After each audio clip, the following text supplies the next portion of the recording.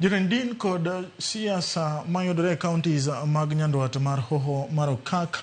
oromo e boma ma Nairobi mar twak ewi kaka gidhi rido chiwo chanjo mar kansa mar dhod nyodo ne nyithindo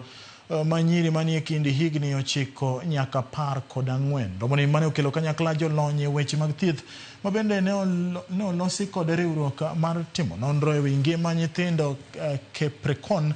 oketo lela ni chanjo ni mar HPV ok osebedo ka ikawo kaka winjore nyaka ne kele pacho ka higa mar 2019. Nyaka kawuono atamalo 5 kende mag nyithindo manyiri ema osemi chanjo ni ka e counties ma yudore Nyanduat mar Hoho mar Okak to mana atamalo 1 kende. So today we have called our religious leaders from the region so that we find a way to go back to our people and do awareness and advocacy work on HPV. Kama viongozi tumesikitishwa sana kwa sababu kina mama wengi kwa sababu ya kutojua, hata viongozi wa dini kwa sababu ya kutojua hali